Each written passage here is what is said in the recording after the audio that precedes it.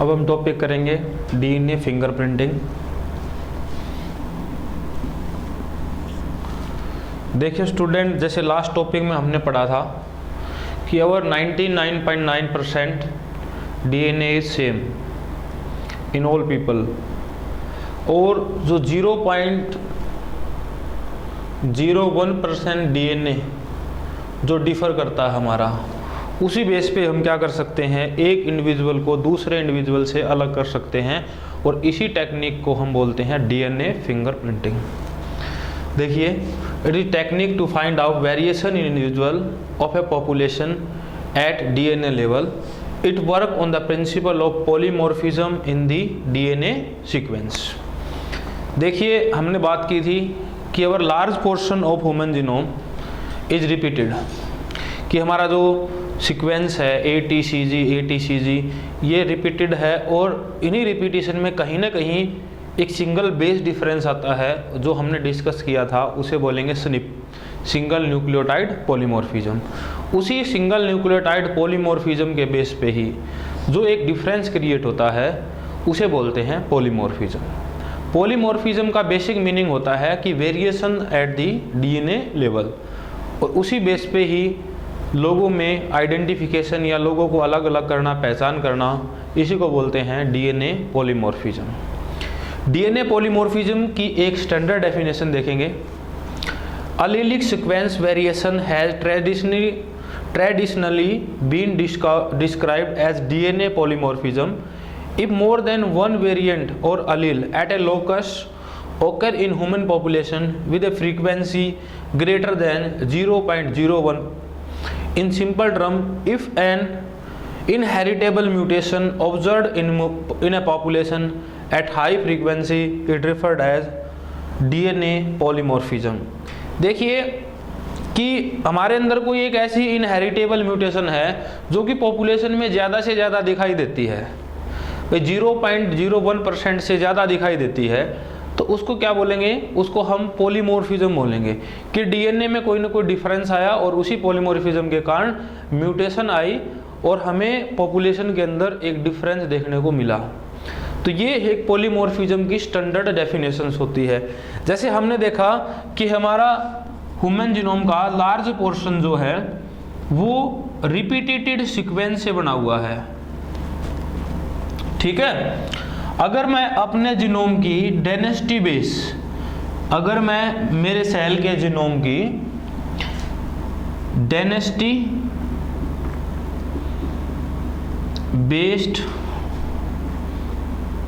Centrifugation कराऊंगा, तो मेरे जीनोम का लार्ज पोर्शन मुझे क्या मिलेगा, जीनोम का लार्ज पोर्शन रिपीटेड सीक्वेंस से मिलेगा, और इन्हीं रिपीटेड सीक्वेंस में मेजर पीक और स्मॉल पीक बनती हैं। इस मेजर पीक को माइक्रो सैटेलाइट और मिनी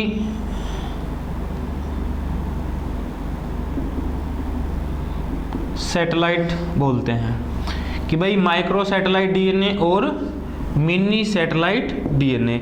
या मैं कह सकता हूं कि जो रिपीटेड सीक्वेंस है वो जीनोम का जो रिपीटेड सीक्वेंस है वो लार्ज पोर्शन बनाएगा, और उस रिपीटेड सीक्वेंस को मैं एक सैटेलाइट डीएनए कह सकता हूं।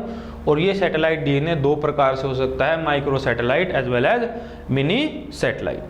तो डीएनए फिंगरप्रिंटिंग का जो मेन प्रिंसिपल है वो तो इन्वॉल्व है कि हमारा 99% डीएनए सेम है। तो इसी सेम डीएनए को डिफरेंट डीएनए से अलग करने के लिए हम कुछ VNTR का यूज करते हैं। VNTR होती हैं variable number of tandem repeat, और इनके प्रोब का यूज करके मैं क्या कर सकता हूं, मैं आइडेंटिफाई कर सकता हूं एक पर्सन को दूसरे पर्सन से। जैसे कोई एक पर्सन है, उससे मुझे कोई हेयर का part, hair follicles, blood clot, saliva, sperm, इस तरह की कोई चीज़ मिलती है और यहाँ से जो डीएनए निकलेगा किसी एक पर्सन का, तो यहाँ से लिया हुआ डीएनए, यहाँ से लिया हुआ डीएनए, यहाँ से लिया हुआ डीएनए, ये सभी डीएनए क्या होंगे, सेम रहेंगे। और मान लीजिए हमें कोई एक सस्पेक्टेड पर्सन दिखाई देता है, मान लीजिए मर्डर केस है या रेप केस है, तो उस सस्पेक्टेड पर्सन को हम उसके फॉलिकल्स, हेयर फॉलिकल्स से, सलाइवा से, स्पर्म से इस प्रकार से पहचान सकते हैं। और अगर कोई पर्सन क्लोज रिलेशन में है, मान लीजिए पैटर्निटी है, एक मदर और फादर का एक बच्चे से पता करना है और हमारे पास इस तरह के बहुत सारे पैटर्निटी इशू आते हैं, तो उन मैटर्निटी और पैटर्निटी इशू को सोल्व करने के लिए भी हम डीएनए फिंगरप्रिंटिंग का यूज़ करते हैं। अब हम पढ़ेंगे कि डीएनए फिंगरप्रिंटिंग को प्रैक्टिकली हम कैसे करेंगे। इस चीज़ को आप नोट कर लीजिए, ये स्टैंडर्ड डेफिनेशन है डीएनए पॉलीमॉर्फिज्म की। स्टूडेंट, अब हम पढ़ेंगे कि डीएनए फिंगरप्रिंटिंग करते कैसे हम। जो डीएनए फिंगरप्रिंटिंग की टेक्निक थी वो दी थी एलेक जेफरे ने, ये आपने नाम ध्यान रखना इसका। उसने क्या किया था, he use satellite DNA as probe that show high degree of polymorphism call VNTR। VNTR होता है variable number of tandem repeat. फिर से नोट कर लीजिए, variable number of tandem repeat. अब देखेंगे कि ये प्रोब क्या होता है, डीएनए या आरएनए प्रोब क्या होता है, क्योंकि हम सैटेलाइट डीएनए को एक प्रोब की तरह इस्तेमाल कर सकते हैं। देखिए स्टूडेंट, प्रोब क्या होगा, प्रोब क्या है, एक फ्रैगमेंट ऑफ डीएनए और आरएनए है ऑफ वेरिएबल लेंथ, की लेंथ कितनी भी हो सकती है। ये लेंथ 100 KB से 1000 KB तक की भी हो सकती है। The fragment of DNA RNA of variable length 100 KB से 1000 KB तक हो सकती है, which can be radio actively और फ्लोरिसेंटली। फ्लोरिसेंट का मतलब कोई कलर वगैरह, जिसको हम लेबल कर सकते हैं भाई, ताकि हाइब्रिडाइजेशन हो सके। क्या हो सके, ताकि हाइब्रिडाइजेशन हो सके।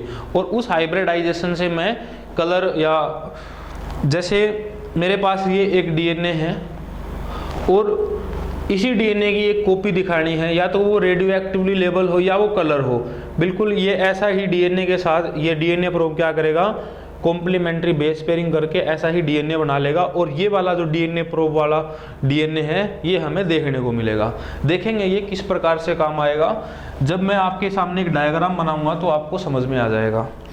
देखेंगे कि डीएनए फिंगरप्रिंटिंग जो एलेक जेफरे ने की थी, उसने क्या मेथोडोलॉजी का यूज किया था।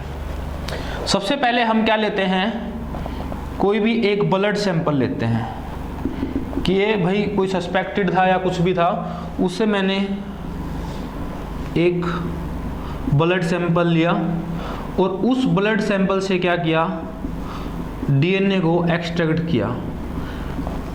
मेरे पास मान लीजिए ये डीएनए आ गया। फिर क्या करते हैं, इस डीएनए को फ्रैगमेंट में कट करते हैं। तो फ्रैगमेंट में कट करने के लिए इस डीएनए पे डालते हैं रिस्ट्रक्शन एंजाइम। रिस्ट्रक्शन एंजाइम वो एंजाइम होते हैं जो डीएनए को फ्रैगमेंट या किसी स्पेसिफिक पॉइंट पर कट करते हैं। तो रिस्ट्रक्शन एंजाइम डालने के बाद डीएनए के इस प्रकार से बहुत सारे फ्रैगमेंट बन गए।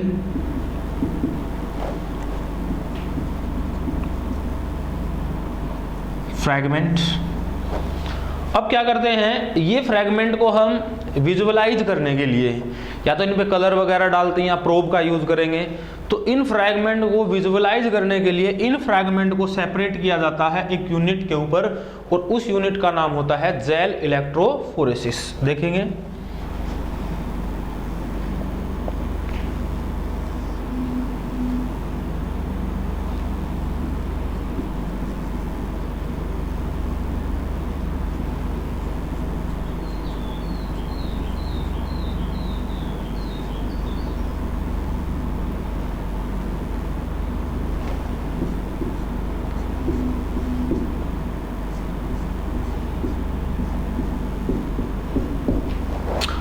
भाई इन डीएनए फ्रैगमेंट को क्या करते हैं, जेल इलेक्ट्रोफोरेसिस यूनिट पे सेपरेट किया जाता है। इस जेल इलेक्ट्रोफोरेसिस यूनिट में एग्रोस जेल होता है और यहाँ पे हम इलेक्ट्रोफोरेसिस इलेक्ट्रिक चार्ज प्रोड्यूस करते हैं, और हमें पता है कि डीएनए पे नेगेटिव चार्ज होता है, तो ये नेगेटिव चार्ज वाला डीएनए पॉजिटिव चार्ज की तरफ मूव करेगा। जैसे एनोड पे पॉजिटिव चार्ज होगा और उस एनोड की तरफ ये मूव करेगा जो, या हम कह सकते हैं larger the size further it move. जैसे हम बायोटेक्नोलॉजी का टॉपिक पढ़ेंगे तो हमें एक चीज़ क्लियर होगी जेल इलेक्ट्रोफोरेसिस में, अगर जिस डीएनए फ्रैगमेंट का साइज ज़्यादा होगा तो वो आगे बढ़ेगा। The large is the size further it move. लेकिन अब यहाँ पर हमें यहाँ पे विजुअलाइज करने की ज़रूरत नहीं है, यहाँ पर भी हम विजुअलाइज कर सकते हैं। अब यहाँ पर क्या करेंगे, यहाँ पर ऐड करेंगे, ऐड डीएनए प्रोब। और प्रोब के बारे में मैंने बताया, प्रोब एक डीएनए या आरएनए का सीक्वेंस होता है। और यहाँ पे प्रोब क्या ले रहे हैं हम, यहाँ पर VNTR एक सैटेलाइट डीएनए को हम एज ए प्रोब का इस्तेमाल कर रहे हैं। तो हमने क्या किया, उस सैटेलाइट डीएनए प्रोब को यहाँ पे कौन सा प्रोब यूज किया, हमने यहाँ पे प्रोब यूज किया सैटेलाइट डीएनए, और इस सैटेलाइट डीएनए को यहाँ पे हमने डाल दिया। अब ये प्रोब क्या करेगा, इस डीएनए सीक्वेंस जैसा ही एक सीक्वेंस बनाएगा, इस डीएनए सीक्वेंस जैसा ही क्या बनाएगा, एक सीक्वेंस बनाएगा। ठीक है, तो अब हमें यहाँ पे देखने को मिलेगा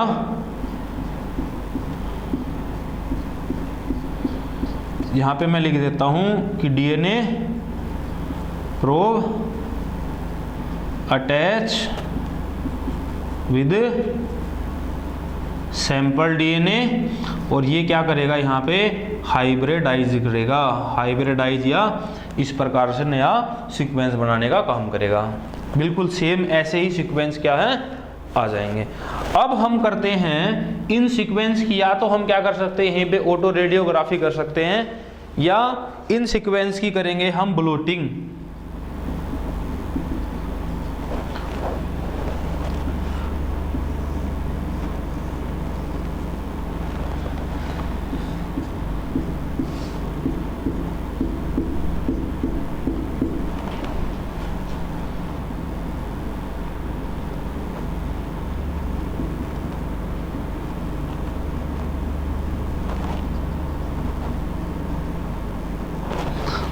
ब्लोटिंग का मतलब होता है कि मेरे पास ये जेल इलेक्ट्रोफोरेसिस यूनिट है और मैंने एक नायलॉन या नाइट्रोसेलुलोज की मेम्ब्रेन यहाँ पे रख दी, और वो जो मेरे पास डीएनए प्रोब थे वो इस नाइट्रो या नायलॉन मेम्ब्रेन के ऊपर चिपक जाएंगे, और ये फ्रैगमेंट हमें नायलॉन या नाइट्रोसेलुलोज मेम्ब्रेन पे देखने को मिलेंगे।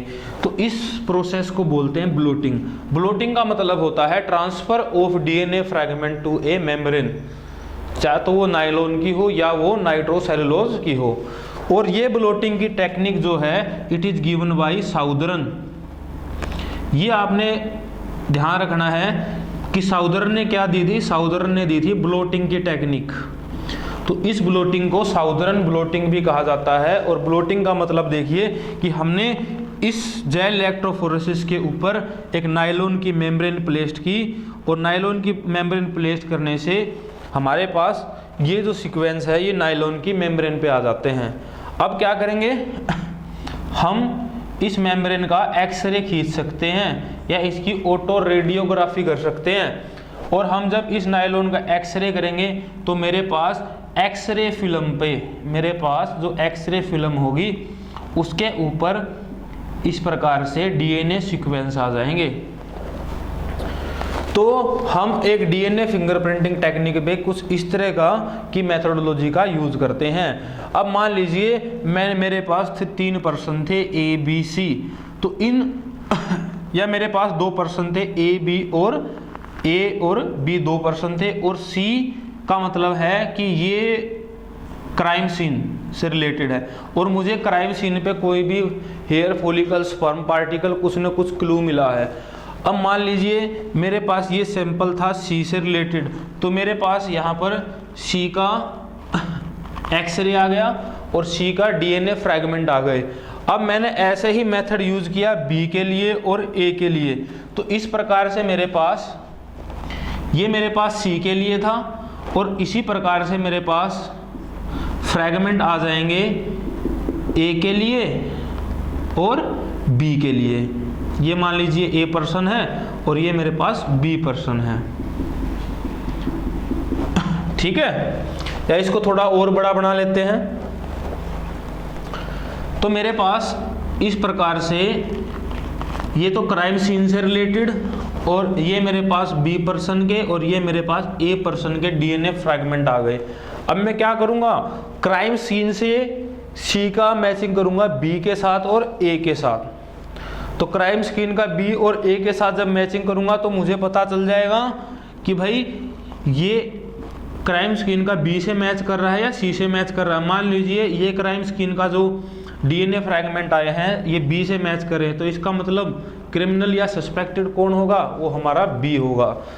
तो डीएनए फिंगरप्रिंटिंग का यूज़ हम मैटरनिटी पैटर्निटी इशू को सुलझाने में कर सकते हैं, या रेप केसेस में कर सकते हैं, या कोई क्रिमिनल केस है उसको सुलझाने में इनका हम यूज़ कर सकते हैं। और इस टॉपिक में आपने ज़्यादा से ज़्यादा याद करना है पॉलीमॉर्फिज्म को पे, क्योंकि पॉलीमॉर्फिज्म पे क्वेश्चन आते हैं। VNTR के बारे में पूछ लेते हैं कि VNTR क्या होती है, variable number of tandem repeats होती हैं, इनका साइज कितना हो सकता है, सैटेलाइट DNA क्या है, माइक्रो सैटेलाइट क्या है, ठीक है। तो आप इस टॉपिक को ज़्यादा से ज़्यादा करो। और आपसे पूछ सकते हैं साउदर्न ब्लोटिंग क्या होती है। तो ये आपका जो 6th चैप्टर है ये आज कंप्लीट हो चुका है। इससे रिलेटेड MCQ मैं लिंक में डालूंगा, आप वहाँ पे क्वेश्चन पूछ सकते हो। और इस चैनल को ज़्यादा से ज़्यादा सब्सक्राइब करो।